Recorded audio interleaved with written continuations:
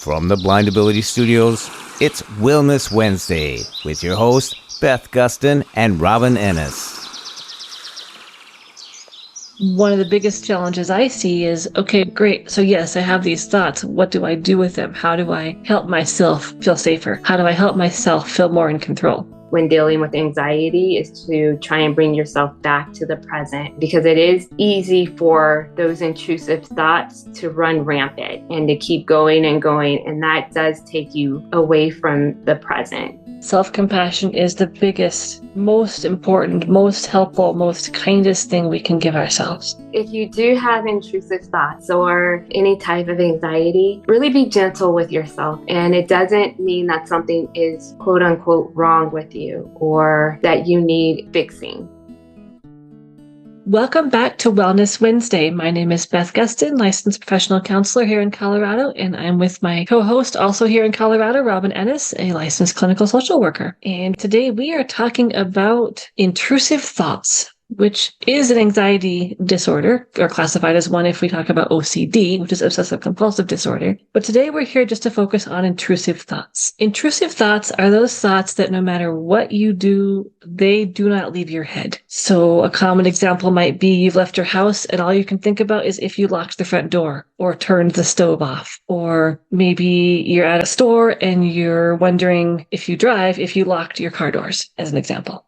Right. And to go off of that, your mind can even go further. Like, let's say particularly you're at home, because I had one of my former coworkers have this challenge, and it was more so based off of trauma, right? She had intrusive thoughts. Did I lock the door? Did I lock the front door? Did I lock the back door? And what that engaged is repetitive, persistent thoughts that caused her to keep going back and double checking to make sure that the door was locked, right? Because if the door is not locked, then A, B, and C will happen. And so your mind can keep going and going and going down a rabbit hole, and it keeps repeating itself over and over again, causing you to have a heightened level of fear. Yes, and I appreciate you bringing up the link with trauma, Robin, because I think a lot of times our intrusive thoughts are linked to a traumatic event that we experienced. And it causes your brain to always be in alarm mode, or any little thing turns that alarm on in your brain, causing that fear response. Right. And usually what happens when that alarm is triggered, or why is that alarm triggered? It's because when you feel like your circumstances around you, that you may have a lack of control, right? Because, okay, if I did leave the door unlocked, then the control would be out of my hands. Or I think that in some way it has to be linked back to having some type of control around your physical circumstances and what's going on. And anxiety can cause you to feel that lack of control, especially again with trauma, if you felt like the control was taken away from you previously or whatever it may be. But that's just in my opinion, that I feel that anxiety can be more so linked to the ability to feel safe in your environment. And that is what you feel like you can do in that moment.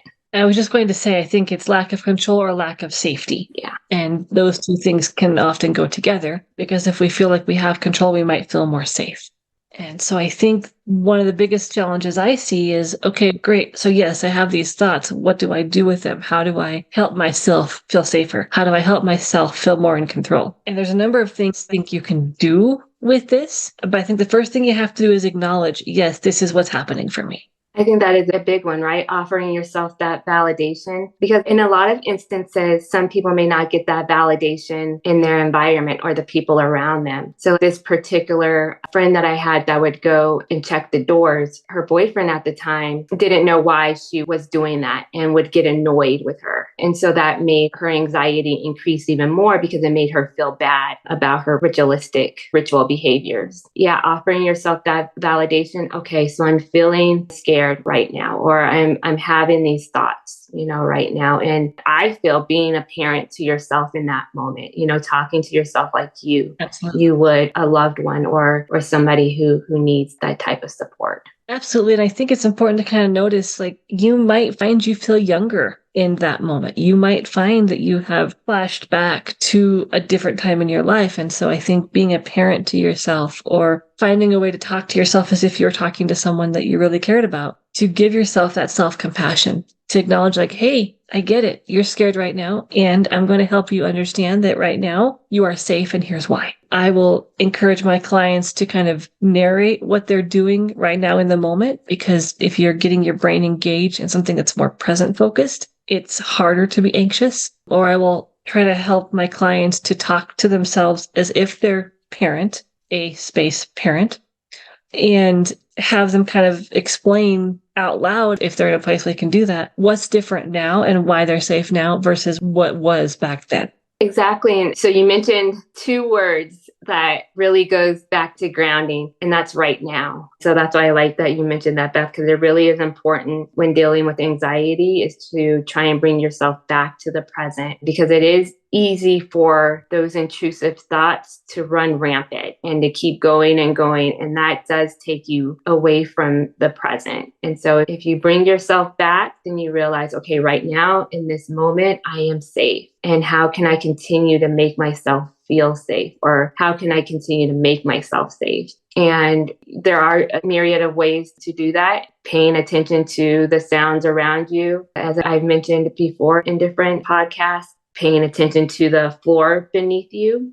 That's something that's stable. So whether it's carpet or hardwood floor, what that may feel like. If you are able to, what you physically see around you in terms of colors, focusing on that. Is it a light color or a dark color? Is it patterns? Whatever it may look like, but to allow yourself that ability to be in touch with your environment, that can slow down your heart rate and slow down those racing thoughts. It can distract you in that moment. Yes, and distractions are really helpful, I think, when working with intrusive thoughts. It's not going to cure it, but it gives your brain a break. So I think touch is also really helpful. Can you touch something? What does the chair you're sitting in feel like? Is it rough or smooth or soft? Is it leather or upholstered? The sense of touch can be helpful. Getting up and walking around, if you're in a safe place, if you can get up and move your body, is helpful. But anything that distracts your brain and keeps you in the here and now, in the right now, is one of the things you have control over that you can do. Something else real quick that I work with clients on when they feel like they don't have a sense of control is I go back to basics. And I think I mentioned this before in a previous episode, but you do control what time of day you get out of bed. You do control what clothing you put on. You do control if you're going to eat something and what you're going to eat. You do control if you're going to brush your teeth or not. And those are really basic things we don't think about, but if we can break it down into really small things we can control, it can help rebuild our sense of control.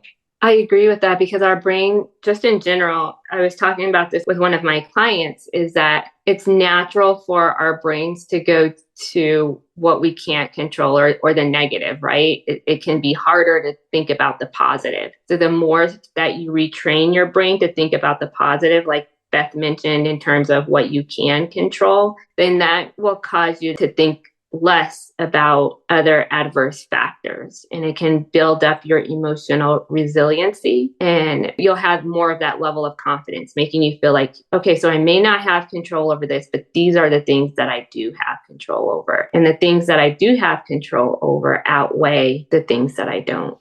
Yeah. So that is a very quick overview of intrusive thoughts and some ways that we can start to cope with them. Of course, as always, if you need support, get support. Talk to a therapist, talk to someone, you find a support group, get the help that you need. That's a very quick and dirty intrusive thoughts conversation.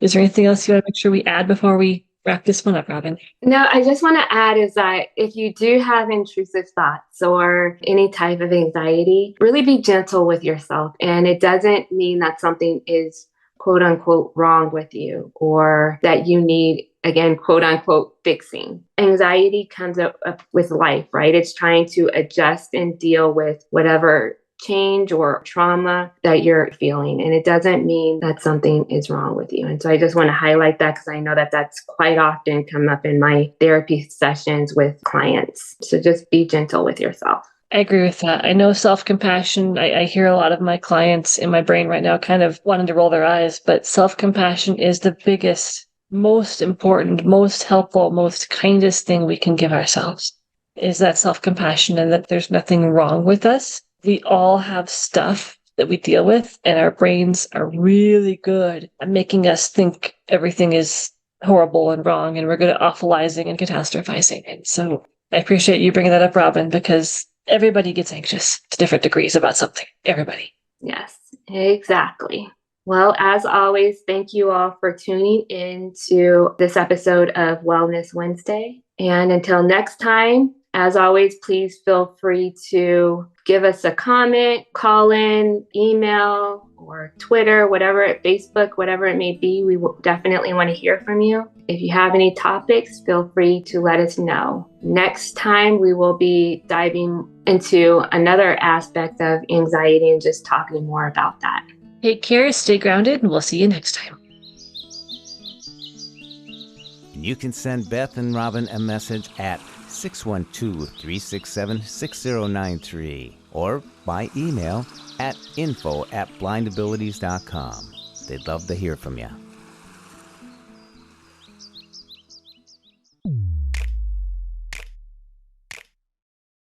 When we share what we see through each other's eyes, we can then begin to bridge the gap between the limited expectations and the reality of blind abilities. And the realities of blind abilities.